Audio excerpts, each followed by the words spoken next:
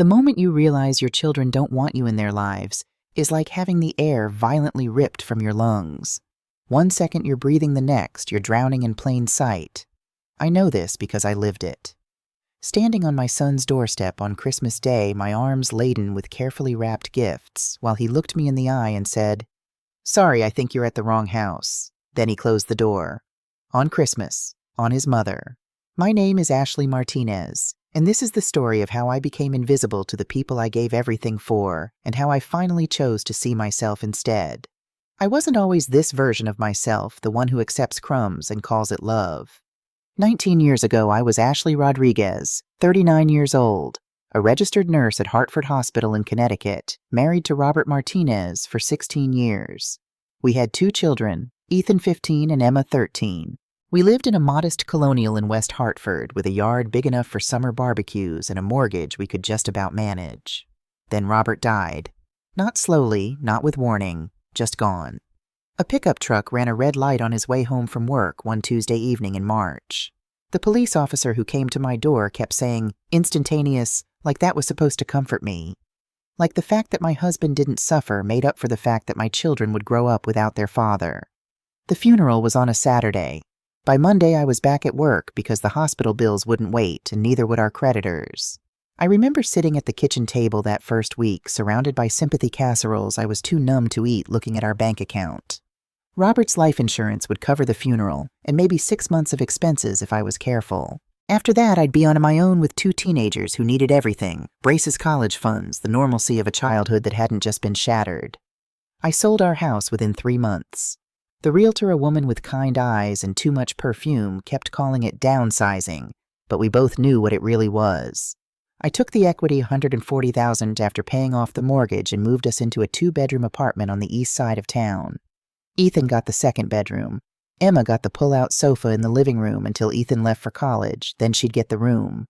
I got the hallway closet where I hung my nursing scrubs and the life I used to have. "Mom, this place is so small," Emma said the day we moved in, her 13-year-old voice heavy with accusation as if I'd chosen this. "It's temporary," I lied, "just until I get some things sorted out." That was 19 years ago. I never did get things sorted out. Instead, I picked up every extra shift Hartford Hospital would give me. I worked days, nights, weekends, holidays. I learned to cut my own hair watching YouTube videos at 2 a.m. between shifts. I taught myself basic plumbing when the bathroom sink started leaking because a plumber would have cost $200 we didn't have. I drove the same 2003 Honda Civic for 12 years because every spare dollar went into 2 separate savings accounts labeled Ethan College and Emma College. My sister Rebecca told me I was martyring myself. "They need to see you take care of yourself too," she'd say during our Sunday phone calls. "What kind of example are you setting?" "I'm setting the example that family comes first." I'd snap back defensive. "That's what parents do, Rebecca. We sacrifice." "There's sacrifice and then there's self-erasure, Ashley. You're disappearing." I didn't want to hear it then. I told myself she didn't understand because she didn't have children of her own. She couldn't possibly know what it felt like to be solely responsible for 2 human beings who were grieving their father while trying to become adults. But she was right. I was disappearing. I just didn't realize how completely I'd vanished until it was almost too late.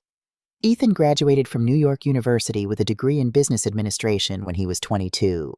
I remember sitting in the audience at his graduation wearing a dress I'd bought on clearance 6 years earlier, watching him walk across that stage. The tassel swung as he shook the dean's hand, and I cried so hard the woman next to me offered me tissues. I'd done it. We'd done it. Against every odd, my son had a college degree from one of the best universities in the country. 3 weeks later, he called to tell me he'd gotten a job offer at a financial firm in Boston and would be moving immediately. "That's wonderful, sweetheart," I said, trying to keep the loneliness out of my voice. "When can I come visit? Let me get settled first, Mom. I'll let you know." He married Claire 2 years later. I found out about the engagement on Facebook.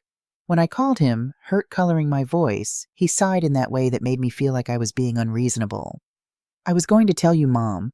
We just decided yesterday. I haven't even told Dad's side of the family yet." "Your father's side?" I repeated, something bitter rising in my throat. "Ethan, they sent a card when he died. I'm the one who raised you." "I know, Mom. I know. Look, I'm really busy right now. Can we talk about this later?" We never did talk about it later. 3 months after that, I received a formal wedding invitation in the mail. The ceremony would be in Boston. Small and intimate, the invitation said. Close family only. I wore the same clearance dress to his wedding that I'd worn to his graduation. Emma followed a different path, but arrived at a similar destination. She graduated from the University of Connecticut with a degree in marketing, got a job in Chicago, and married a man named Ryan, whom I met exactly once before the wedding at the rehearsal dinner I'd helped pay for. Both my children did well for themselves. I made sure of that. Ethan became a financial analyst, bought a beautiful colonial in Wellesley, Massachusetts, had 2 children, Sophia now 6 and Lucas now 4. Emma climbed the corporate ladder, moved into a condo in Lincoln Park, and was now 7 months pregnant with her first child. I was proud of them. God, I was so proud. I just wished they'd be proud of me too, or at least remember I existed. The phone calls became less frequent over the years. Weekly became monthly. Monthly became occasional. Occasional became only when they needed something. My birthdays passed unacknowledged most years. When I turned 55, Emma sent a text that said, "Happy birthday, Mom. Hope you're having a great day."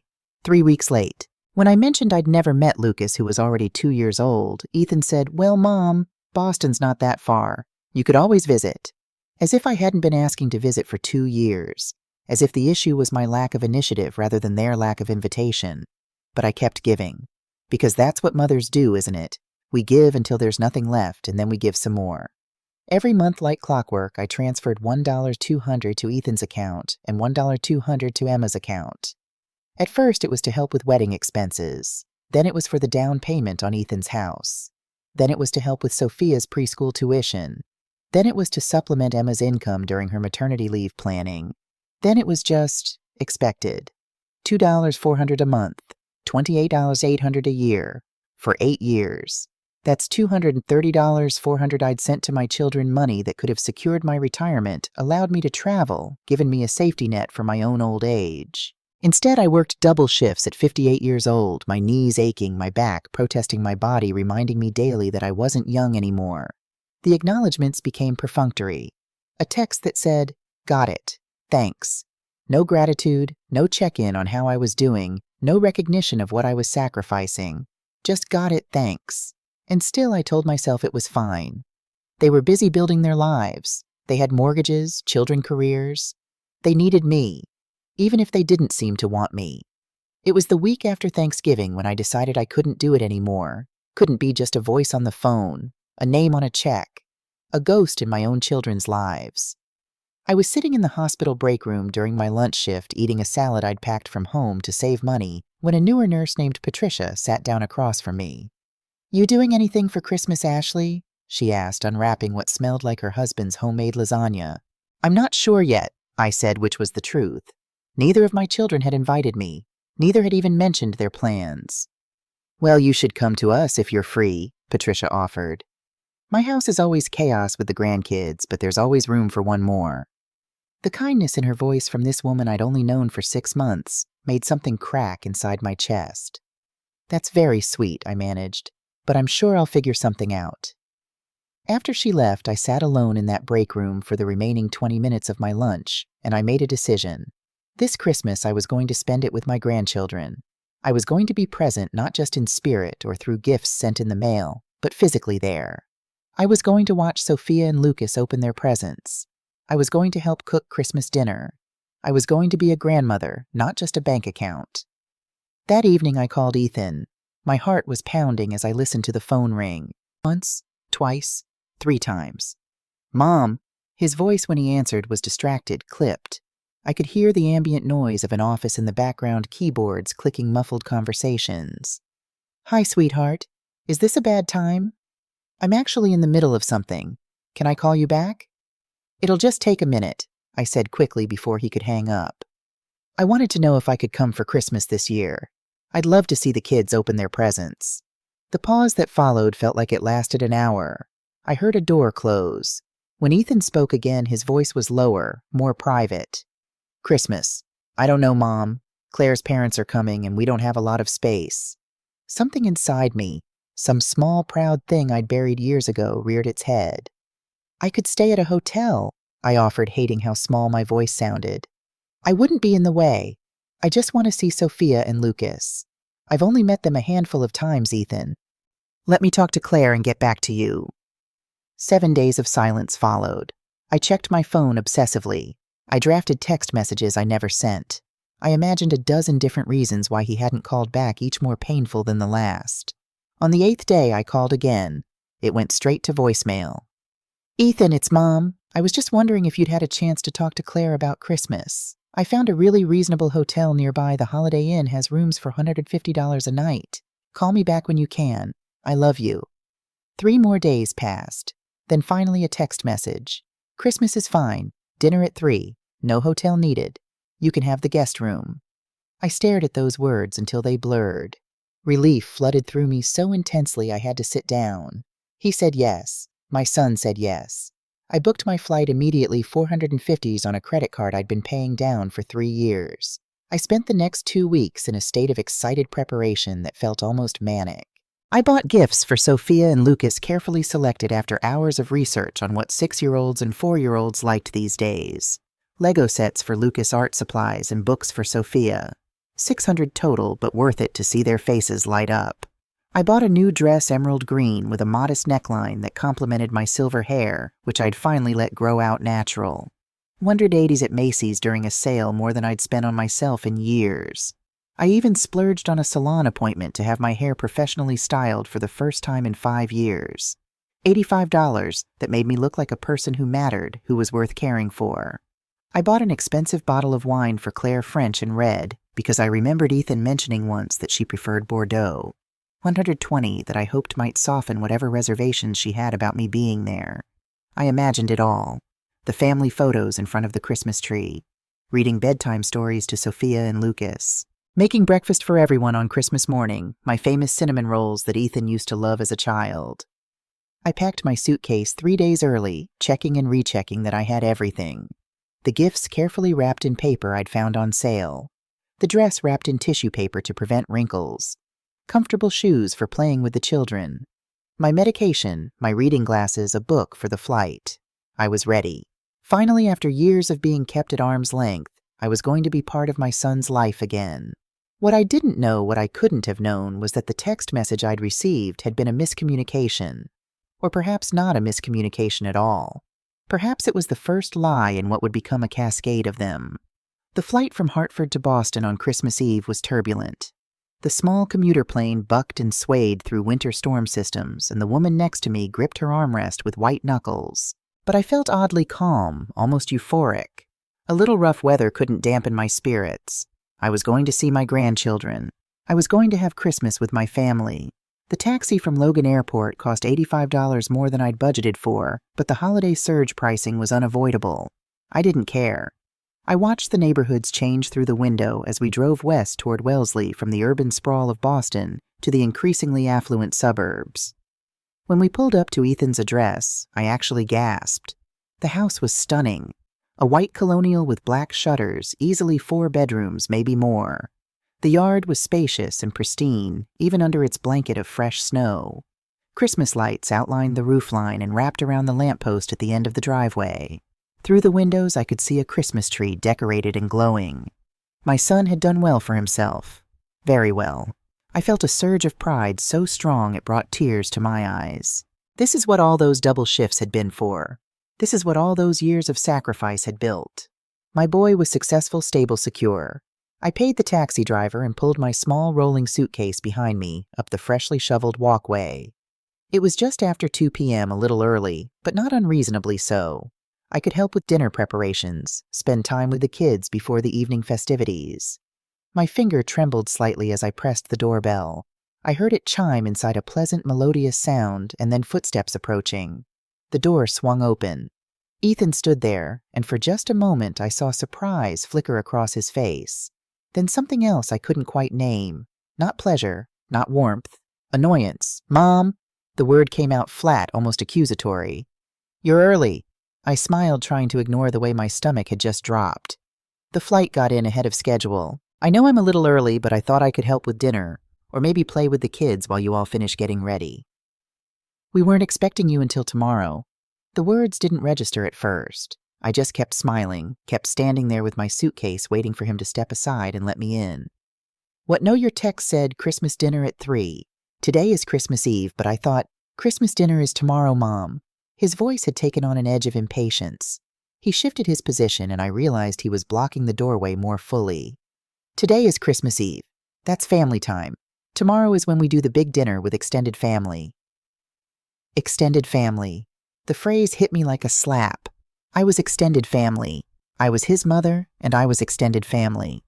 Behind him, I could hear it all the sounds of the life I wasn't part of. Laughter. Christmas music playing softly. A child's voice calling out something I couldn't quite hear. I must have misunderstood. I stammered, my face burning despite the cold. That's fine. I can come back tomorrow. Maybe you could just point me to the hotel, the one you said I didn't need to book because I could stay in the guest room. Something that might have been guilt crossed his face.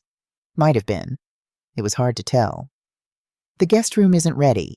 We thought you were coming tomorrow, so we haven't prepared it yet. I stood there, suitcase in hand, as the reality began to sink in. The cold was seeping through my coat. My feet were getting numb in my dress shoes, the nice ones I'd worn because I wanted to look put together for my family. So where am I supposed to stay tonight? There's a Holiday Inn about 15 minutes from here. I can call them, see if they have any rooms available. Behind him, a small voice rang out. High-pitched, innocent. Daddy, who's at the door? Ethan turned, his body language shifting instantly. Nobody, sweetheart. Go back to Grandma and Grandpa. Nobody. The word echoed in my head, drowning out everything else. Nobody. I was nobody. Not your grandmother, not Mommy's friend, not even someone I'll introduce you to later. Nobody. I took a step back, some instinct for self-preservation kicking in. I would not cry. Not here, not in front of him. Don't bother with the hotel, I heard myself say from very far away. I'll figure it out. Mom, look, he started, but I cut him off. Merry Christmas, Ethan. Give the children my love. I turned and walked away. Down the pristine walkway, past the Christmas lights and the expensive cars in the driveway, past the life my money had helped build, but that I was apparently not welcome to be part of. I made it to the end of the block before the tears came hot and furious against my freezing cheeks. There was a bus stop with a covered bench. I sat down heavily, my nice dress wrinkling, my suitcase toppled over beside me. I cried until I couldn't cry anymore, until I was just empty, hollowed out. A bus came and went. Then another. I didn't move. The cold crept in, making my joints ache, my fingers stiff. I should find that hotel. I should get somewhere warm. I should do a lot of things. Instead, I sat there and made a decision. I would give him the benefit of the doubt. Maybe it really was a miscommunication. Maybe tomorrow would be different. Maybe I'd show up and he'd apologize and we'd laugh about the confusion and everything would be fine. Maybe I wasn't really nobody. Maybe. I spent Christmas Eve night in room 247 of the Wellesley Holiday Inn, a space that smelled faintly of industrial cleaner and other people's temporary lives. The room cost $189 holiday rates, and I booked it for one night because surely tomorrow would be different. I didn't eat dinner. I couldn't. My stomach was twisted into knots that wouldn't allow food. Instead, I sat on the edge of the stiff hotel bed, still wearing my coat, because I couldn't seem to get warm, and stared at the wrapped presents I'd placed carefully on the desk. The Lego sets for Lucas. The art supplies for Sophia. The expensive wine for Claire. Gifts from nobody. I must have fallen asleep eventually because I woke Christmas morning to weak sunlight filtering through the heavy curtains. For a moment, I forgot where I was. Then it all came rushing back. Nobody. I showered in the tiny bathroom, the water pressure inconsistent, the temperature fluctuating between scalding and lukewarm. I dried my hair with the hotel's insufficient hairdryer. I put on the emerald green dress, the one I'd been so excited about, and applied makeup with hands that trembled slightly. In the mirror, I looked like a woman going to a party, like someone who mattered, like someone who belonged somewhere. The illusion was almost convincing. I arrived at Ethan's house at exactly 2:45 p.m., punctual but not early. I'd learned my lesson. I gathered the presents in my arms, awkward and bulky but manageable, and made my way up the walkway for the second time. The Christmas lights looked different in the daylight, less magical, just colored bulbs on wire. I pressed the doorbell, waited, heard footsteps. The door opened and Ethan stood there looking at me like I was a stranger trying to sell him something he didn't want. Sorry. He said, his voice pleasant but firm. I think you have the wrong house. I stared at him. Surely this was a joke. Some kind of strange, tasteless joke that would end with him laughing and pulling me inside. Ethan, it's me. It's Mom. His face remained impassive, stranger polite. I think you have the wrong address, ma'am. There's no Ethan here. Behind him I could see everything I was being excluded from. The Christmas tree in the living room professionally decorated, surrounded by presents. The dining table visible through the doorway set for 8 people. Claire moving in the background, adjusting something on the sideboard. The sound of children laughing somewhere deeper in the house. A whole world I wasn't allowed to enter. Ethan? I tried again, but he was already closing the door. Have a nice day, ma'am. The door shut with a soft final click. I stood there, frozen presents still in my arms. This couldn't be happening. This couldn't be real. Mothers don't get locked out on Christmas. Sons don't pretend they don't know their own mothers. This was a nightmare. I would wake up. But I didn't wake up. I turned and walked halfway down the path, my mind blank with shock, when my phone rang. Ethan's name lit up the screen. With shaking hands, I answered. Mom. His voice was casual now, almost friendly, as if the last 5 minutes hadn't happened. Sorry about that. About what? I could barely form words. Look, Claire's parents are super traditional and they don't know about, the financial arrangement we have. We're trying to keep things peaceful. Financial arrangement. The words didn't sound real. They sounded like something from a business meeting, not a conversation between a mother and son. I don't understand what you're saying. The monthly support, Mom. They don't know we get financial help, and if they found out, it would be awkward. They're kind of judgmental about that stuff. I stopped walking. The cold air burned my lungs. So you pretended you didn't know me. It's just for today. Why don't you head back to your hotel? I'll call you tomorrow when things calm down and we can grab coffee or something. I don't have a hotel, Ethan. I came here to spend Christmas with my family. He sighed and the sound grated against my ear like sandpaper. Mom, I can't do this right now. Just give us some space, okay? We'll figure it out later. What did I do? My voice broke. Just tell me what I did wrong. Nothing. It's not, look, I've got to go. Dinner's almost ready. Ethan, please. Relax, Mom. We just need some peace today. I'll call you tomorrow. The line stayed connected. I could hear him breathing, could hear the ambient noise of his house. My grandchildren somewhere in the background, Claire calling out something about the turkey. Then his voice slightly muffled as if he'd pulled the phone away from his face but hadn't yet disconnected. She thinks that money she sends every month buys her a seat at the table. A woman's laugh. Claire's laugh. The line went dead. The phone slipped from my hand and landed in the snow at my feet with a soft thud that seemed impossibly loud in the silent afternoon. I stared down at it, watching tiny snowflakes beginning to collect on the screen, obscuring Ethan's name. She thinks that money she sends every month buys her a seat at the table. The words played on repeat in my head, each iteration cutting deeper than the last. Not just the words themselves, but the casual cruelty in his tone. The laugh that followed.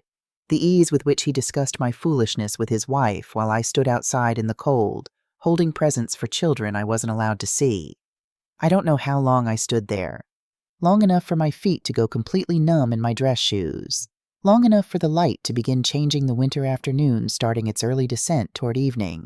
Long enough for a car to slow down as it passed the driver's concerned face, visible through the window, before they apparently decided I wasn't their problem, and drove on. Finally moving like someone much older than 58, I bent and retrieved my phone. The screen was still on, still showing the ended call. I turned it off completely and slipped it into my coat pocket. Then I picked up my suitcase and started walking. I didn't know where I was going. Away. That was enough. The streets of Wellesley were picture perfect on Christmas Day. Wreaths on doors, cars in driveways. The warm glow of lights visible through windows, families gathered inside, celebrating together. Everything I'd wanted.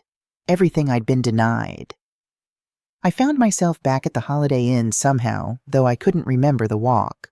The lobby was nearly empty, just a young man at the front desk who looked up from his phone as I approached. I need to extend my stay, I heard myself say. 3 more nights, please. He tapped at his computer. We have availability.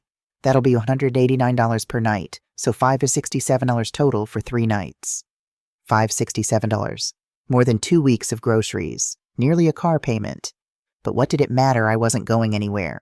I had nowhere else to go. I handed him my credit card, the one I'd been so carefully paying down.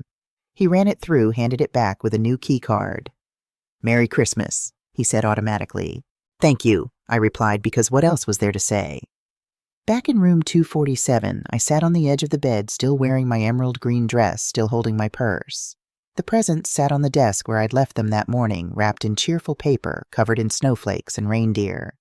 Gifts from nobody to nobody. I should have been crying. Should have been devastated, broken, drowning in grief. But instead I felt nothing. Absolutely nothing. Just a vast, echoing emptiness where my heart used to be. The emptiness was almost peaceful. I kicked off my shoes, peeled off the dress, and hung it in the closet where it looked as out of place as I felt. Put on the hotel bathrobe that smelled like industrial detergent. Sat back down on the bed. My phone was still off. I should turn it on. Check for messages. Surely Ethan would call to apologize, to explain, to make this right somehow. But I didn't want to hear his excuses. Didn't want to hear his voice at all. Instead, I opened my banking app. It took a moment to load the little circle spinning, and then there it was, my checking account, my savings account, my credit card balances. The full financial picture of a woman who'd given everything and had almost nothing to show for it. Checking account $3. $247.18. Savings account $47. $890.32. Credit card debt $18. $450. And scheduled for tomorrow, December 26th, 2 automatic transfers of $1.200 each. 1 to Ethan Martinez, 1 to Emma Chen. I stared at those scheduled transfers for a long time. $1.200 a month to Ethan. For what? For a house I wasn't welcome in, for grandchildren I wasn't allowed to know, for a son who pretended I didn't exist when it was convenient. $1.200 a month to Emma. For what? For sporadic texts and birthday wishes that came weeks late. For a grandchild I'd never meet. For a daughter who only called when she needed something. She thinks that money she sends every month buys her a seat at the table. With a clarity I hadn't felt in years, maybe decades, I clicked on each scheduled transfer and selected Cancel. A pop-up appeared. "Are you sure you want to cancel this recurring payment?" I clicked Yes without hesitation. Another pop-up. "This action cannot be undone. Confirm cancellation." Confirm. I did the same for Emma's transfer. Cancel, yes. Confirm, done. 2 clicks, and 19 years of financial support ended. 2 clicks, and I took back the last thing they wanted from me. I set the phone down on the nightstand and lay back against the pillows. The hotel room was quiet except for the faint hum of the heating unit. Outside Christmas Day continued without me, as it apparently always had. I closed my eyes and waited for the guilt to come. The panic, the second guessing, the overwhelming need to undo what I'd just done. It didn't come. Instead, for the first time in longer than I could remember, I slept deeply and dreamlessly, like someone who'd finally put down a burden too heavy to carry. I woke to my phone vibrating so violently it was dancing across the nightstand. For a moment I was disoriented. The room was dark, the curtains drawn. What time was it? What day? Then it all came rushing back. Christmas. Ethan. Nobody. The phone continued its angry dance. I reached for it, squinting at the brightness of the screen. 6:47 a.m., December 26th, 25 missed calls, 15 from Ethan, 10 from Emma, 47 text messages. I sat up slowly, my body protesting the movement. I'd slept in the bathrobe on top of the covers, and my back ached from the unfamiliar mattress. I scrolled through the messages, my thumb moving mechanically down the screen. Ethan, 6:15 a.m., Mom. The transfer didn't go through. Is everything okay, Ethan? 6:22 a.m., Mom. I need that money for Lucas's daycare payment. They charge a late fee after the first. Call me ASAP. Ethan, 6:35 a.m. What the hell, Mom? I'm about to be late on my mortgage. Call me now. Ethan, 6:41 a.m. This is really immature. I know you're upset about Christmas, but this is serious. Emma, 6:18 a.m. Mom, the money didn't come through. Is there an issue with your bank? Emma, 6:30 a.m. Mom, this isn't funny. Ryan and I are counting on that money. Emma, 6:38 a.m. Are you seriously doing this because of Ethan? Don't punish me for his mistake. Emma, 6:45 a.m. Mom, Answer your phone. I set the phone down and walked to the bathroom, turned on the shower, stood under the hot water until the small hotel water heater ran cold, then stood under the cold water until my skin was numb. When I finally emerged wrapped in a towel, my phone showed 32 missed calls. I dried off, dressed in comfortable clothes, jeans, a soft sweater, thick socks, brushed my hair and pulled it back in a ponytail, applied moisturizer but no makeup, looked at myself in the mirror. I looked different, lighter somehow despite the events of the previous day. The constant worry that had etched itself into the lines around my eyes seemed less pronounced. Or maybe that was just wishful thinking. My phone rang again. Emma this time, I answered. Mom, finally! Her voice was sharp, angry. What's going on with the transfers? Ethan said his didn't go through either. Good morning, Emma. Merry day after Christmas. A pause. What day? I said good morning. It's polite to start a conversation with a greeting. Mom, I don't have time for this. The money didn't come through. What's going on? I sat down in the chair by the window looking out at the parking lot where cars were beginning to warm up, people heading to work on the day after Christmas. Normal people with normal lives. I've decided to discontinue the monthly transfers. Silence. Then, you've what? I've canceled the automatic payments to you and Ethan, effective immediately. You can't do that. Her voice rose sharply. I'm counting on that money for the baby's nursery. Ryan and I have a budget. Then I suggest you and Ryan adjust your budget accordingly. This is about Ethan, isn't it? She was nearly shouting now. He told me what happened. It was a misunderstanding, Mom. You're being ridiculous. It's not about Ethan, I said calmly. It's about me finally recognizing my worth. She laughed a harsh, bitter sound. Your worth, Mom, you're almost 60. This isn't the time for a midlife crisis. You need to be thinking about your future, not... I'm 58, Emma, not dead, and I've put my life on hold long enough to ensure you and your brother had every advantage. Now it's my turn. So that's it. You're cutting us off without warning because your feelings got hurt real mature, Mom. The casual cruelty of it took my breath away. Not the words themselves, but the entitlement behind them. The assumption that my money was their money. That my feelings didn't matter as long as the checks cleared. I've given you both over $1,200 each month for 8 years, I said, keeping my voice steady. That's $150 total. That's more than enough time for you to become financially independent. We are independent, Emma snapped. But things are tight right now with the baby coming and Ryan's commission-based job. We need that money. Then perhaps it's time to make some difficult choices, like I did when your father died. Downsize, take on extra work, budget more carefully. I can't believe you're doing this. Her voice trembled now with what might have been real emotion or might have been manipulation. With Emma, it was always hard to tell. After everything we've been through as a family. That's just it, Emma. We haven't been a family in a very long time. I'm simply acknowledging the reality of our relationship. I heard her breathing heavily on the other end of the line. When she spoke again, her voice had shifted, become softer, more cajoling. The voice she used to use when she wanted something as a teenager. Mom, please. I know Ethan was a jerk at Christmas, but don't punish me for his mistake. I need you. The baby needs you. 5 minutes ago, I was having a midlife crisis. Now I was needed. The manipulation was so transparent, it was almost laughable. I'm not punishing anyone, Emma. I'm choosing myself for once. I've already booked a flight to Bangkok.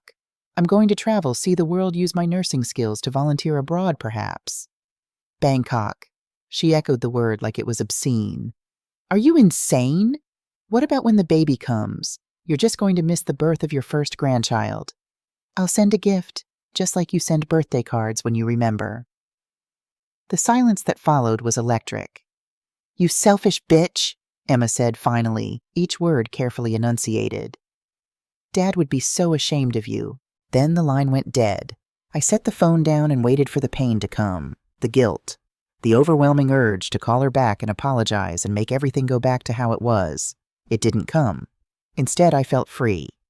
The cafe I found was a small local place called Morning Brew, 3 blocks from the hotel. It had exposed brick walls, mismatched furniture, and the kind of atmosphere that suggested the owner actually cared about coffee. I ordered a cappuccino and a croissant, not because I was hungry, but because it felt important to do normal things to prove to myself that life continued. I chose a table in the corner, pulled out my tablet, and opened a fresh document. At the top, I typed, "My life take 2." Then I started a list. What I want: to travel, to use my nursing skills in meaningful ways, to meet new people, to stop being invisible, to stop funding others' lives at the expense of my own, to find out who Ashley Martinez is when she's not being mom, what I need to do, give notice on Connecticut apartment, quit Hartford Hospital after 32 years, my God, close or redirect certain accounts, pack up or donate belongings, book travel, get necessary vaccinations, apply for extended passport validity, what I have, 47,891.32 in savings, more now that I'm not sending $2,400 month, a nursing license that's valid internationally with the right paperwork, no dependents, no mortgage, no debts except credit cards which I can pay off. Nothing holding me here.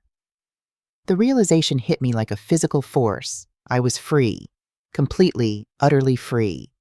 No one needed me to be anywhere. No one depended on me.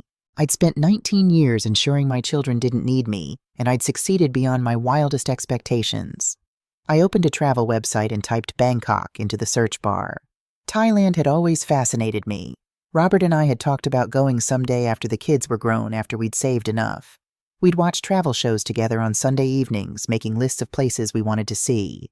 Angkor Wat in Cambodia, Ha Long Bay in Vietnam, the floating markets of Thailand. Then he died, and those dreams died with him. Or I thought they had. But Robert was gone. The kids were grown, and I'd saved enough, just not in the way we'd planned.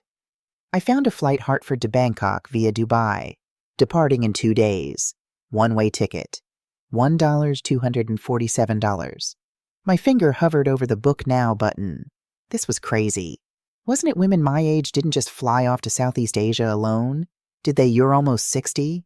This isn't the time for a midlife crisis." Emma's words echoed in my head.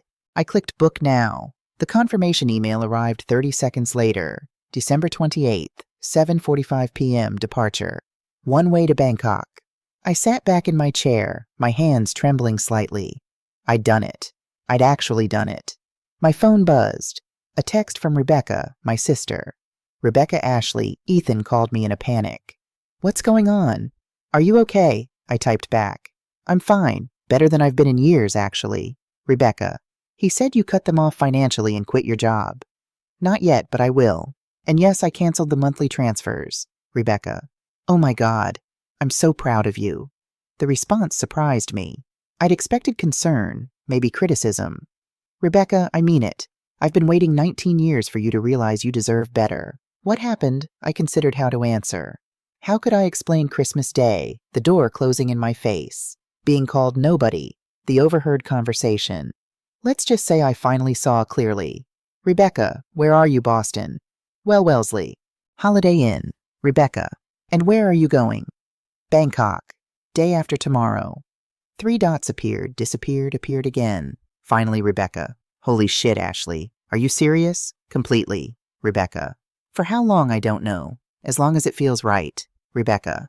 "I'm calling you." My phone rang immediately. I answered. "Are you having a breakdown?" Rebecca asked without preamble. "Because if you are, that's okay, but maybe we should talk about it before you fly to Thailand." "I'm not having a breakdown," I said, surprised by how calm my voice sounded. "I'm having a breakthrough." "Tell me what happened." So I did. All of it. The confusion about Christmas Eve versus Christmas Day. Standing on the doorstep. Being called nobody. The second rejection. The phone call. The overheard conversation. She thinks that money she sends every month buys her a seat at the table. "That son of a bitch," Rebecca breathed when I finished. "Ashley, I'm so sorry." "Don't be. It was clarifying." "You're really going to Thailand?" "I really am." A pause. Then, "Good. Go. See the world. Find yourself. Do all the things you've been putting off. You deserve it." Emma said Dad would be ashamed of me. "Emma can go fuck herself," Rebecca said bluntly. "Robert would be ashamed of how his children turned out, not of you finally choosing yourself. He loved you, Ash. He'd want you to be happy." Tears stung my eyes for the first time that day. "I miss him." "I know, but he's been gone 19 years and you've been in mourning the whole time. Not just for him, but for yourself. Maybe it's time to come back to life. After we hung up, I sat for a long time with my now cold cappuccino, watching people come and go from the cafe. Young mothers with small children, elderly couples sharing a muffin, college students bent over laptops, all of them living their lives, pursuing their own happiness. When had I stopped doing that? When had I decided that my only value was in what I could give to others? I pulled out my phone and composed an email to Hartford Hospital's HR department. Dear Ms. Patterson, please accept this email as my formal resignation from my position as registered nurse in the medical surgical unit, effective January 15th, 2026. I will complete the required 2 weeks' notice remotely if necessary, or I can forfeit my remaining PTO if immediate separation is preferred. After 32 years of service, this is not an easy decision, but it is the right one for this season of my life. Thank you for the opportunity to serve the Hartford community. Sincerely, Ashley Martinez, RN. I read it over 3 times before hitting send. 32 years. Gone with 1 email. Next, I called my landlord, Mr. Chen, a kind man in his 70s who'd never raised my rent beyond the legal minimum. Ashley, Merry Christmas, he answered warmly. Merry Christmas, Mr. Chen. I'm calling with notice that I'll be vacating the apartment. I'll pay through the end of February, but I'll be leaving the country in a few days. Leaving the country, is everything all right? Everything is finally all right, I said. I'm going traveling. Long overdue. Good for you. He sounded genuinely pleased. You've been a wonderful tenant. No need to pay through February if you're leaving early. Just leave it clean and we'll call it even. Thank you. That's very kind. After we hung up, I called Rebecca back. I need a favor. Name it. Can you pack up my apartment? Keep what you want, donate the rest. I'm not taking much with me. You're serious about this? Completely serious. Then yes, of course, I'll handle it. Thank you, Becca. Ashley, I'm really proud of you. For the second time that day, I cried. The knock on my hotel room door came at 9 a.m. the next morning. I'd been awake for hours, researching vaccinations I'd need for Thailand, reading blog posts from other solo female travelers, making lists of what to pack. The knock startled me out of my planning. I looked through the peephole. Ethan stood in the hallway, looking haggard. His hair was disheveled, his eyes bloodshot, his dress shirt wrinkled. He looked like he'd driven straight through the night. Which I realized he probably had. I considered not answering, letting him stand there, letting him feel what it was like to be shut out. But I wasn't him. I couldn't be that cruel, even now. I opened the door. Mom, his voice cracked on the word. Ethan, I kept my voice neutral. This is a surprise. Can I come in? I stepped aside. He entered slowly, looking around the small room as if he'd never seen a Holiday Inn before. Maybe he hadn't. Maybe his life had become too expensive for Holiday Inns. You've caused quite a panic, he said, turning to face me. I closed the door and leaned against it. Have I? You cut us off without warning, disappeared from your apartment. Quit your job. Aunt Rebecca thought you might have... He couldn't finish the sentence. Killed myself, I supplied. How dramatic. Though interesting that it took the prospect of my death to bring you here. He flinched. That's not fair. Isn't it? I moved to sit on the edge of the bed. When was the last time you came to visit me, Ethan? Not to ask for money, not because you needed something, but just to see me. He had no answer. That's what I thought, I said. He ran his hand through his disheveled hair. Look, I know I handled Christmas badly. You handled Christmas badly, I repeated. That's one way to phrase it. Another way would be you pretended I didn't exist. You called me nobody in front of my granddaughter. You laughed about me with your wife while I stood outside in the cold. I'm sorry. The words came out rushed, desperate. Elaine's parents are judgmental as hell and I panicked. I'm sorry. I'm sure you are, I said, my voice devoid of sympathy. But this isn't just about Christmas, Ethan. This is about years of being an afterthought, of being valued only for what I could provide financially. That's not true, he protested weakly. Isn't it? When was the last time you called just to chat? When was the last time you asked how I was doing? When was the last time you thanked me? Really thanked me for everything I sacrificed so you could have the life you have. Silence. I stood and walked to the mini fridge, pulled out 2 bottles of water, handed one to Ethan. He took it automatically, twisting off the cap, but not drinking. Mom, I know I've been distant. We both have. Life gets busy. Work, kids, the mortgage. You know how it is. I do know, I said quietly. I raised 2 children alone while working full-time. I still managed to call my mother every Sunday until the day she died. He winced. The difference, I continued, is that I made time. I prioritized. You and Emma were never too busy for me. I was just never important enough. That's not... He stopped, seeming to realize that arguing would only prove my point. I returned to my seat on the bed. Why are you here, Ethan? I wanted to, we need to... He struggled with the words. The mortgage payment. Lucas's daycare. I need that money, Mom. And there it was. The real reason. Not to apologize, not to reconcile, to negotiate. No, I said simply. No. I won't be resuming the monthly transfers. To you or to Emma. His face flushed. You can't just cut us off like this. We have obligations, bills, Sophie's activities, Lucas's therapy. All choices you made, I interrupted. Choices you'll now have to fund yourselves, like every other adult in the world. We can't just rearrange our entire financial lives overnight. Why not? I did. When your father died, I had to rearrange everything overnight. I sold our house, moved to a tiny apartment, worked double shifts, went without, so you and Emma could have everything you needed. You can do the same. That's different. How is it different? It just is. Frustration bled into his voice. Mom, we need time to adjust. Can't you just, I don't know, give us a few months to figure things out? You've had 8 years to figure it out, I said. 8 years of knowing those transfers wouldn't last forever. What did you think was going to happen when I retired? He opened his mouth, closed it again. Finally, I don't know. I didn't think about it. Exactly. You didn't think about me at all. We stared at each other across the small hotel room, the distance between us suddenly seeming vast and unbridgeable. What am I supposed to tell Emma? He asked finally. Whatever you like. The truth might be refreshing. He picked up his coat from where he'd dropped it on the chair. You know she's pregnant. 7 months. The stress of this isn't good for her or the baby. One last attempt at manipulation. I almost admired his persistence. Emma is a grown woman with a husband and a career. I'm sure she can manage her stress appropriately. He shrugged into his coat movements, jerky with suppressed anger. When Dad died, you promised to always be there for us. The words hit like a physical blow, but I didn't let it show on my face.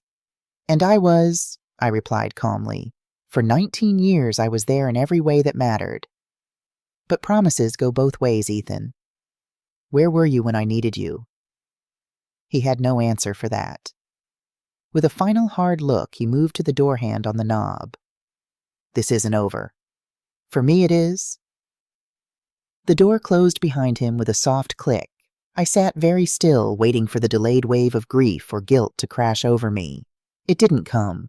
Instead, I felt something that might have been peace, or maybe just the absence of conflict. Either way, it was better than what I'd felt for years. I picked up my phone and called Rebecca. He found you, she answered. He did.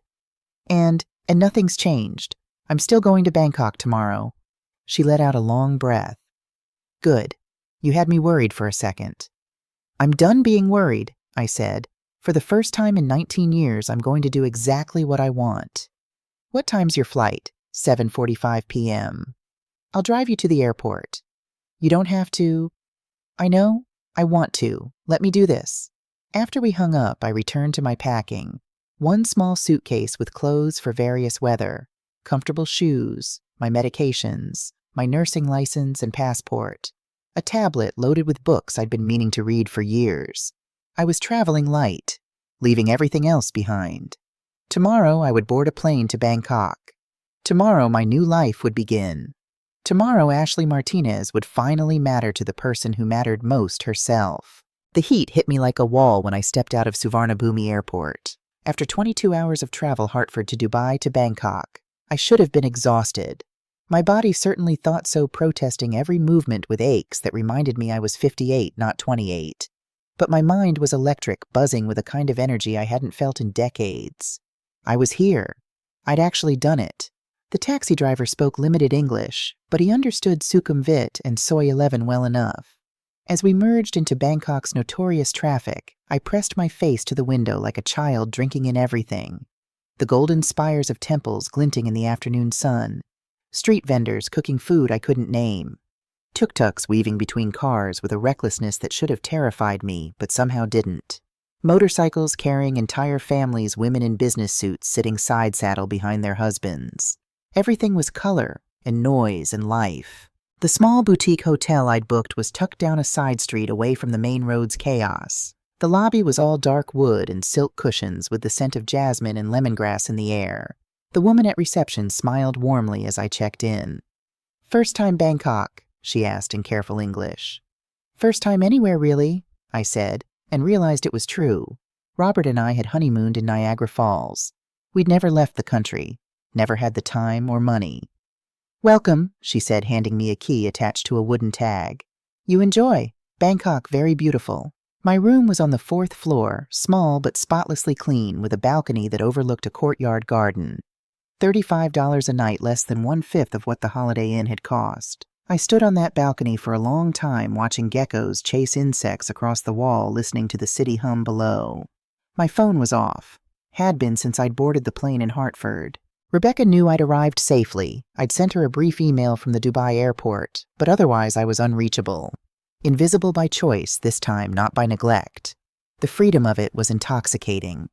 I showered in the tiny bathroom, washing away the grime of travel, and changed into fresh clothes. Then, despite every cell in my body screaming for sleep, I went out. Because this was my life now, my choice, my adventure, and I wasn't going to waste a single moment of it sleeping. The first week in Bangkok passed in a blur of sensory overload. I visited the Grand Palace on my second day, joining a tour group of backpackers half my age, who seemed bemused but welcoming when this silver-haired American woman asked to tag along. The palace was everything the photos had promised, and more gold everywhere.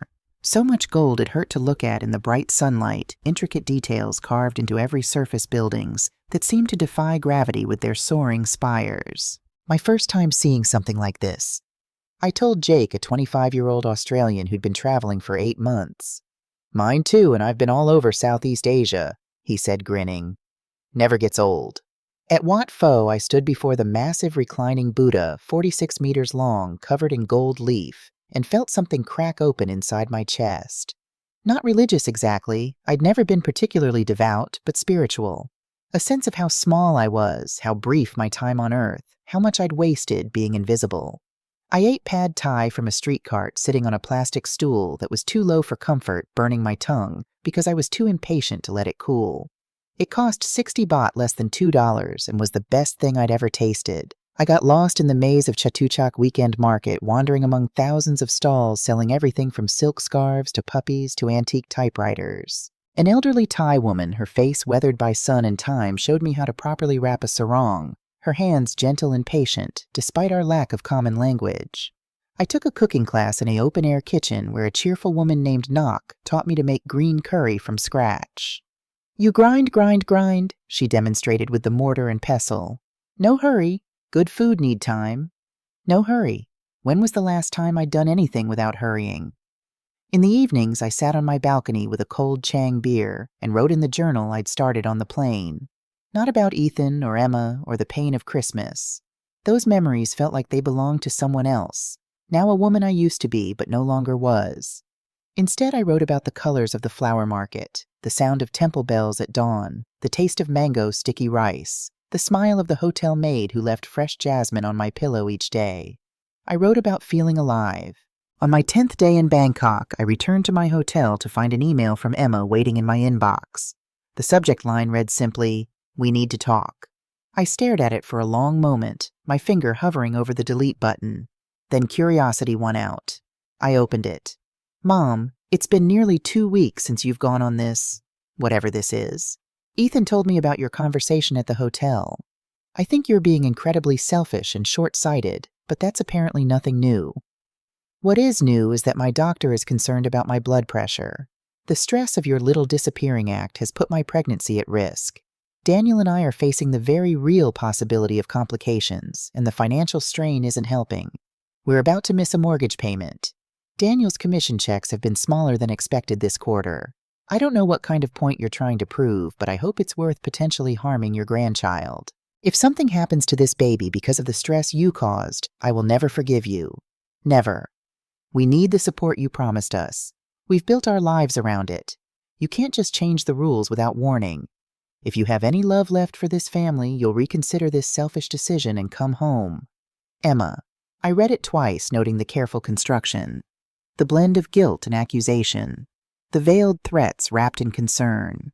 The underlying assumption that my money was their right, not my gift. Classic Emma. Even at 13, she'd been masterful at emotional manipulation. A bad grade wasn't her fault, but her teacher's. A missed curfew was because her friend needed her. There was always someone else to blame. Always a reason the rules shouldn't apply. And now her unborn child had become the latest pawn. I walked to the balcony looking out at the unfamiliar skyline. The old me would have been frantic with worry, immediately transferring money and booking a flight home. The old me would have accepted the blame, apologized profusely, and resumed my role as the family safety net. But that woman was gone, left behind in a hotel room in Connecticut. I returned to my laptop and typed a reply. Emma, I'm sorry to hear about your blood pressure concerns. Pregnancy can be stressful under the best circumstances, and I hope you're following your doctor's recommendations for managing your condition. As for the financial situation, I've been clear about my position. The monthly transfers will not resume. This isn't a negotiation or a temporary measure to teach you a lesson. It's a permanent change in our relationship. You mentioned support I promised you. I don't recall ever promising lifetime financial support to two adults with advanced degrees and professional careers. What I did promise was to love you and prepare you for independent adulthood. I fulfilled both obligations. I hope you find a way to manage your finances that doesn't involve my checkbook. Perhaps this is an opportunity to reassess your priorities and make some difficult but necessary choices. Take care of yourself and the baby. Mom, I hit send before I could second-guess myself, then turned off my laptop entirely. I needed to clear my head. I spent the afternoon at Wat Saket, the Golden Mount, climbing the 344 steps to the top despite my protesting knees. By the time I reached the summit, I was breathing hard sweat soaking through my shirt, but the view was worth it. All of Bangkok spread out below me, ancient temples nestled among modern skyscrapers, the Chao Phraya River snaking through it all like a brown ribbon. An elderly monk sat in meditation near the golden Chedi, his face peaceful, his breathing slow and even. I found a quiet corner and sat down on the cool marble cross-legged despite my stiff joints and closed my eyes. I wasn't praying exactly. I'd never been good at that. But I was listening. To the wind chimes tinkling in the breeze. To the distant sound of traffic. To my own heartbeat steady and strong. Robert, I thought, I hope you'd be proud of me. I hope you'd understand. I imagined his voice the way he used to sound when he'd come home from work and find me stressed about bills or the kids' school problems. Ashley, mi amor, breathe. We'll figure it out. We always do. We had figured it out for 16 years. Then he was gone, and I'd been figuring it out alone ever since. But maybe that was the problem. Maybe I'd been so busy figuring things out for everyone else that I'd forgotten to figure things out for myself. When I opened my eyes, the monk was looking at me. He smiled a gentle expression that seemed to say he understood, even though we'd never spoken. I smiled back. On my way down the steps, I passed a young couple struggling with a baby in a carrier and an older toddler who didn't want to walk. The woman looked exhausted, her hair escaping from a messy ponytail, her shirt stained with what might have been spit up. Need a hand? I asked. She looked up surprised and grateful. Would you? I just need to catch my breath. I took the toddler's hand. He was maybe 3 with dark curls and suspicious eyes. What's your name? I asked. Ben, his mother supplied when he didn't answer. We're from Seattle. This is our first family trip abroad, and I'm beginning to think we're insane. Not insane, I said, helping Ben navigate a tricky step. Brave. You're traveling alone, she asked, noticing my lack of companions. I am. That's amazing. I can't imagine. She gestured vaguely at her children, her life. You will someday, I said. When they're grown and gone, you'll have a whole second life ahead of you. Don't waste it like I almost did. We walked together down the rest of the steps, me holding Ben's hand, listening to the mother Sarah talk about sleep schedules and teething and all the minutiae of young motherhood that I'd almost forgotten. At the bottom, she thanked me profusely. You probably saved us from a complete meltdown. Ben doesn't usually trust strangers. I have a trustworthy face, I said. Comes from years of being a nurse. A nurse? See, Ben picked up on that. Kids always know. After they left, I walked slowly back toward my hotel, thinking about Sarah and her young family, thinking about the me I used to be. Exhausted, overwhelmed, but so full of purpose. I didn't miss it. That realization felt important. I loved my children, had loved raising them, but I didn't miss that version of myself, the one who existed only in service to others. That evening, I made a decision. Thailand had been wonderful, but it was time to move on. Vietnam, Cambodia, Laos, Malaysia, Indonesia. 6 months passed in a kaleidoscope of experiences that felt almost too vivid to be real. I watched the sun rise over Angkor Wat, the ancient temple emerging from the jungle mist like something from a dream. I haggled in markets and got thoroughly cheated, but learned from it and did better the next time. I got food poisoning in Phnom Penh and was nursed back to health by a guest house owner who brought me rice porridge and stern lectures about drinking only bottled water. In northern Thailand, I volunteered at a medical clinic in a village so remote it took 3 hours on unpaved roads to reach. The clinic was one room with basic supplies, but my nursing skills translated across language barriers. I taught a local woman named Molly how to take blood pressure readings. She taught me how to say, "You'll be fine" in Thai, though I definitely butchered the tones. "You good nurse," Molly told me in broken English. "Good heart." In Malaysia, I learned to scuba dive off the Perhentian Islands. At 58 years old, breathing underwater for the first time, I discovered a silent world of color and movement that made the surface world seem dull by comparison. The instructor, a laid-back Australian named Tom, told me I was his oldest student. "And the bravest," he added. "Most people your age won't try new things."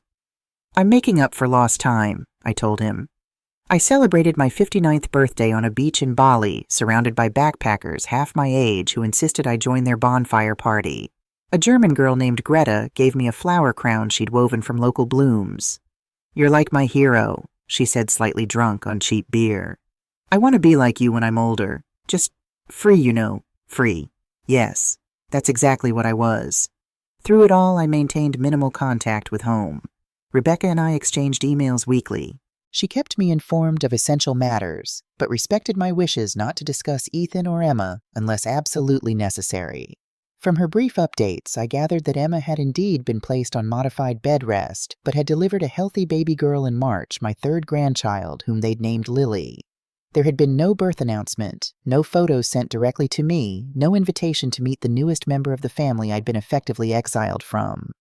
The knowledge sat like a small stone in my heart. Not heavy enough to weigh me down, but present nonetheless. I was a grandmother to a child I'd never met, might never meet.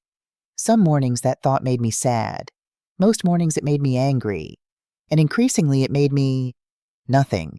Just a fact like the weather or the exchange rate. Ethan's silence was absolute. No emails, no texts, no attempts at contact. He'd apparently decided that if I wasn't going to fund his life, I wasn't worth his time. That hurt less than I'd expected. June arrived with monsoon rains in Chiang Mai, where I'd been staying for the past 3 weeks. I'd found a small guest house run by a woman named Porn, a common Thai name she'd explained patiently when I'd struggled not to react, with a balcony perfect for watching the afternoon storms roll in. I was planning my next move, maybe Japan, maybe Nepal, when an email from an unfamiliar address appeared in my inbox. Subject from Daniel, Emma's husband. My finger hovered over the delete button. Then curiosity won out. "Ashley, I'm writing without Emma's knowledge. She'd be furious if she knew I was contacting you, but you deserve to know what's happening. Things have been difficult since you left. Emma had a complicated pregnancy and delivery. Lily is perfect and healthy, but Emma has struggled with postpartum depression on top of the financial stress. We've made significant changes. Sold our Chicago condo, moved to a smaller apartment in the suburbs. Emma returned to work at 8 weeks postpartum against doctors' recommendations. I've taken on consulting work in addition to my regular job. We cut our budget by 40%. We're managing, barely, but managing. Ethan and Claire have faced similar adjustments. They pulled Sophia from private school and enrolled her in public school. They sold their vacation cabin in the Berkshires. Ethan took a second job working weekends at a financial planning firm. I don't tell you this to make you feel guilty. I'm telling you so you understand the reality we've been living. The reason I'm writing is that Emma received a job offer in Connecticut, a significant promotion at a pharmaceutical company based in Stamford. It would mean financial stability for us, the ability to be near family, her college roommate lives in Hartford, and a fresh start. The catch is that we need temporary housing while we look for a place of our own. Your apartment, according to Rebecca, remains empty but paid for through August. Emma is too proud to ask, so I'm asking. For her, for us, for Lily. I know we have no right to ask anything of you. I know my wife and brother-in-law treated you inexcusably. I won't make excuses for them or for myself. I stood by silently for too long. If you're still reading, thank you. If you choose not to respond, I understand. Despite everything, your family misses you. Not your money. You, Daniel. I read the email 3 times, sitting cross-legged on my bed while rain drummed against the windows. It was the first honest communication I'd received from any of them. No manipulation, no demands, just a straightforward request and an acknowledgement of past wrongs. For a moment, I allowed myself to imagine it. Saying yes. Offering them the apartment. Maybe even returning to Connecticut. Meeting Lily. Watching her grow. Attempting to rebuild some semblance of family. The path back to my old life stretched before me, familiar and safe. But then I remembered. Christmas Day. The door closing in my face. Nobody, sweetheart. The overheard conversation. She thinks that money she sends every month buys her a seat at the table. Not your money. You. Beautiful words. But were they true? Or was this simply a more sophisticated form of manipulation? They needed something again. Not money this time, but housing. Same pattern, different package. I closed my laptop without responding and went to stand on the balcony. Chiang Mai spread out below me, the old city walls visible in the distance. Mountains rising beyond them, their peaks lost in clouds. I needed time to think. The next morning, after a night of restless sleep and vivid dreams about Robert, I composed my response. Daniel, thank you for your honesty about the family's situation. I'm genuinely sorry Emma struggled with her pregnancy and delivery, and that you've both had to make difficult financial adjustments. These are hard lessons, but necessary ones. Regarding the apartment, it's paid through the end of August. You and Emma are welcome to use it until then, with the clear understanding that this is a temporary arrangement and not a resumption of financial support. Rebecca has a key and can make the necessary arrangements for your move-in. Please understand this gesture doesn't erase the past or change my decision to live my own life. My journey has become more than a reaction to what happened at Christmas. It's a reclaiming of myself after decades of putting everyone else first. As for meeting Lily, perhaps someday, but not now, not like this. When and if we reconnect, it needs to be based on mutual respect and genuine affection, not necessity or convenience. I wish you, Emma and Lily, well. Ashley, I read it over carefully, making sure the boundaries were clear, then hit send before I could second-guess myself. 3 days later, a brief reply arrived. Ashley, thank you for the apartment. Emma hasn't said much about it. I think she's processing, but we're grateful. I'm attaching a photo. No pressure to respond. Just thought you should see her. Daniel, the attachment was a single image, a baby with dark hair, and Robert's eyes, maybe 3 months old, lying on a blanket and grinning at the camera with that gummy, full-body joy that babies have. I saved the photo to a folder on my laptop labeled Lily. Then I closed my computer and went to pack. My flight to Tokyo left that afternoon. The next leg of a journey that had no fixed destination or end date. December 25th, 2026. Exactly 1 year after Christmas Day. I was on a beach in New Zealand's South Island, watching the sunrise over the Pacific Ocean. Summer in the Southern Hemisphere. The inverse of everything I'd known. The year had been full. Japan in the summer, volunteering at a refugee center in Malaysia, 3 months in Australia, working at a rural medical clinic, and now New Zealand, where I'd been hiking the Milford Track and staying in hostels alongside travelers decades younger. My savings had lasted longer than I'd expected. Living modestly, volunteering in exchange for room and board when possible, I'd spent perhaps $30,000 of my original $47,000. At this rate, I could continue for another year, maybe 2. Then what I didn't know. Maybe I'd go home. Maybe I'd find work abroad. Maybe I'd keep going until the money ran out and then figure it out. For the first time in my life, I was comfortable with not knowing. My phone buzzed with a text message. International number I didn't recognize. It's Emma. Daniel gave me your number. Lily took her first steps yesterday. I recorded it. Thought you might want to see. No pressure to respond. An attachment loaded a video file. I almost deleted it without watching. Almost, but curiosity won out. I pressed play. A living room I didn't recognize. Hardwood floors, simple furniture. And there in the center of the frame, a beautiful dark-haired toddler in a pink outfit pulling herself up on a coffee table. She wobbled, let go, stood on her own for a breathless moment. Then 3 stumbling steps forward, arms outstretched before she tumbled onto her bottom and dissolved into delighted giggles. Emma's voice off camera. "Good job, baby girl, you did it." The video was only 15 seconds long, but I watched it 5 times. This was my granddaughter, walking, growing, living a life I wasn't part of. I felt something. Not quite sadness, not quite joy. Something complicated and tender and raw. After 2 hours of sitting on that beach watching the sun climb higher, I finally typed a response. "Thank you for sharing this. She's beautiful. Simple. No promises, no accusations, no demands, just acknowledgement."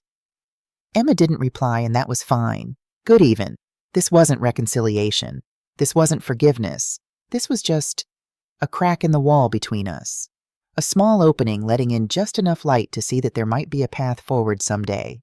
Not back to what we were, that relationship was gone forever, but perhaps towards something new, something with boundaries, something based on choice rather than obligation. As the sun climbed higher over the Pacific, I walked along the shoreline, my feet sinking into warm sand. Behind me, a set of footprints already being erased by the incoming tide. Ahead of me, miles of untraveled beach. February 2027, 18 months after I'd walked away from my old life. I was in Fiji volunteering at a medical clinic on a small island accessible only by boat. The work was demanding, long hours, limited supplies patients with conditions that would have been simple to treat in the United States, but were complicated by poverty and distance from advanced care. But it was also the most fulfilling work I'd done in years. Here my nursing skills mattered. Here I was, Ashley the healer, not Ashley the ATM. The email from Emma arrived on a Wednesday during my lunch break. I'd been eating papaya and drinking instant coffee on the clinic's porch, looking out at water so blue it didn't seem real. "Mom, I know I don't have the right to call you that anymore, but I don't know what else to call you. It's been almost 18 months. Daniel told me about the email exchange regarding the apartment. I was angry at first at him for contacting you without asking at you for the conditional offer. But he was right. You deserve honesty. I've been in therapy since Lily was born. Postpartum depression, plus financial stress, plus guilt about how I treated you. It's been hard. My therapist asked me to write a letter I'd never send. But then I thought, why not send it? I'm sorry. I'm sorry for taking you for granted. I'm sorry for only calling when I needed money. I'm sorry for letting Ethan speak about you that way on the phone and not defending you. I'm sorry for the "Dad would be ashamed" comment. That was cruel and untrue. Dad would be proud of you for finally choosing yourself. I don't expect forgiveness. I don't expect you to come back. I don't expect money we're managing now. It's tight. But we're okay. I just wanted you to know I see now what I couldn't see before. You weren't being selfish. You were being human. Lily asks about Grandma far away. I show her your photo, the one from my wedding, the only recent one I have. I tell her you're traveling the world helping people. She says Grandma brave. She's right. If you ever want to meet her, no pressure, no expectations, let me know. We'll make it work. On your terms. If not, I understand. Either way, I hope you're happy. You deserve it.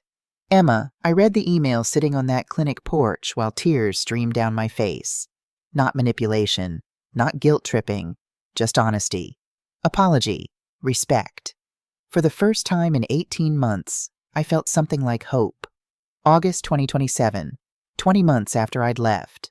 I landed at Bradley International Airport in Hartford on a Tuesday afternoon, carrying the same small suitcase I'd left with now covered in stickers from a dozen countries. Rebecca was waiting at arrivals, and when she saw me, she burst into tears. "You came back," she said, hugging me so tightly I could barely breathe. "Just visiting," I clarified. 2 weeks, then I'm thinking Peru. There's a medical mission in the mountains that needs nurses. "Of course there is," she said, laughing through her tears. "You look amazing, Ash. Like yourself again." "I feel like myself," I said. And it was true. The woman who'd left 20 months ago had been broken, defeated, invisible. The woman who'd returned was tan, lean, confident. Her silver hair was longer now, pulled back in a braid. Her face had new lines from squinting in tropical sun, but the old lines, the worry lines, the stress lines had somehow softened. We drove to a small cafe in West Hartford, not far from where I used to live. Over coffee and scones, I filled Rebecca in on the parts of my journey she didn't already know from emails. "So," she said finally, "are you going to see them?" "Emma, maybe. I told her I was coming. She asked if we could meet, just her and Lily. Neutral territory. And Ethan? Hasn't reached out. I don't expect he will." Rebecca nodded slowly. "His loss. His choice," I corrected. "Everyone gets to make choices now, including me." The next day I met Emma at Elizabeth Park, a public garden I used to take both kids to when they were young. Summer roses were in full bloom, their fragrance heavy in the humid air. Emma was waiting on a bench near the rose garden, Lily in a stroller beside her. When she saw me approaching, she stood her movements uncertain. "Mom, Emma." We stood 3 feet apart, not touching, just looking at each other. She looked older, tired, but there was something in her eyes that hadn't been there before. Humility, maybe, or just weariness. Lily saved us from the awkward moment by squealing and reaching her arms toward me. "Gamma, Gamma." Emma looked surprised. "She recognized you from the photo." I knelt down slowly, my knees protesting, and looked at my granddaughter for the first time in person. She had Emma's delicate features and Robert's dark eyes, and a smile that was entirely her own. "Hello, Lily," I said softly. "I'm your grandma." "Gamma far away," Lily announced proudly. "Help peoples." "That's right. I help people who are sick. Like Dr. Bow. Like a nurse. A little different." Emma cleared her throat. "I've been showing her pictures of you, talking about you. I wanted her to know you even if—" She trailed off. "Even if I wasn't here," I finished. "Yes." We sat on the bench, Lily between us, and talked. Carefully at first, like people navigating a minefield, but gradually with more ease. Emma told me about her new job, about Daniel's growing consulting business, about Lily's daycare, and her tendency to sing the alphabet song at 6 a.m. I told her about Thailand and Vietnam and Fiji, about the medical clinics and the people I'd met, and the way the world looked when you stopped being afraid of it. "I'm proud of you," Emma said suddenly, "for leaving, for choosing yourself. I don't know if I could do it." "You could," I said, "if you needed to." "I hope I never need to. I hope Lily never looks at me the way—" She stopped. "The way you looked at me," I supplied gently. She nodded, tears in her eyes. "Then be present," I said. "Not perfect, just present. That's all any child really needs." We stayed at the park for 2 hours. Lily played in the grass, bringing us dandelions she insisted were roses. Emma and I talked about everything and nothing. There were still gaps, still wounds, but there was also something new, honesty. When it was time to go, Emma hugged me. A real hug, not the obligation kind. "Will you come back?" she asked. "After Peru, maybe, if the relationship stays healthy, if we keep being honest." "And Ethan?" "That's his choice to make." As I watched them walk away, Emma pushing the stroller, Lily waving over her shoulder, I felt at peace. This wasn't the ending I'd imagined 20 months ago. It wasn't perfect reconciliation or happily ever after, but it was real, and real was enough. 6 months later.